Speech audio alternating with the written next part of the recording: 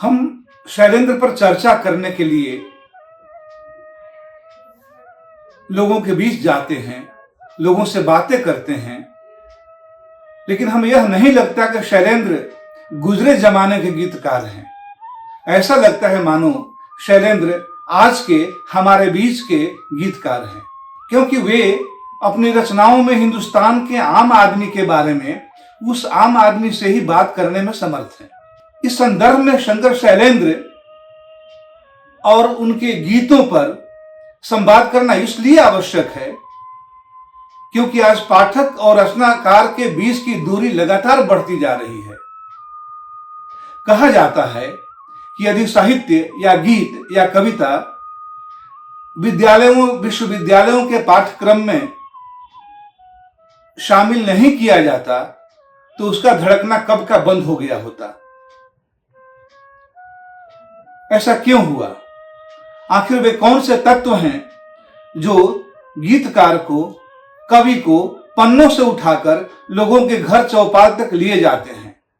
इसके उत्तर में हमें बार बार तुलसी और कबीर के पास जाना होगा और शैलेंद्र जैसे गीतकारों को भुलाने का प्रमाद दोबारा नहीं करना होगा।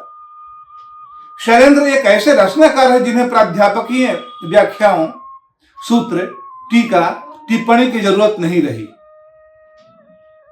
उनकी उपेक्षा का एक प्रमुख कारण यह भी है, उनके कहने में कोई ऐसी गुत्थी नहीं है जिसे सुलझाकर दिग्गज आलोचक अपनी प्रज्ञा ललाट के पसीने पोंछते हुए उठे। जो सहज ही समझ में आ जाता हो उसके बारे में बात करने की कौन मेधा खर्चता फिरे। प्रारंभिक अवस्था में वे रूमानी कविताएं किया करते थे, रूमानी गीत लिखा करते थे, लेकिन जब उन्होंने देखा कि और भी गम है जमाने में मोहब्बत के सिवा, राहतें और हैं वस्त्र की राहत के सिवा, तो उन्हें कहना पड़ा कि रूमानी कविता लिखता था सो अब लिखी न जाए, चारों ओर अकाल जीव में कागज पत्थर खाए। बच्चों के साथ बच्चों की तरह वे प्रश्न करते हैं अपने गीतों में। एक बच्चा है जो अपनी मां से कहता है, एक दिन वो मां से बोला, क्यों फूकती है चूल्हा, क्यों ना रोटियों का पेड़ हम लगा ले, आम तोड़े रोटी आम खा ले। हंस के वो अर्थात मां कहने लगी, मेहनत के बिना रोटी किस घर में पकी। शैलेंद्र परिश्रम, मेहनत की हिमायती रहे हैं। शैलेंद्र के दिल में एक आग है,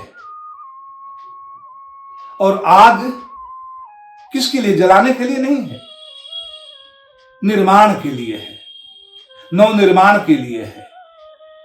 एक ऐसी दुनिया जहां समरस हो, सभी समान हो, और जो जिसमें डर नहीं हो, जिसे कोई डरा नहीं सके। उनके गीत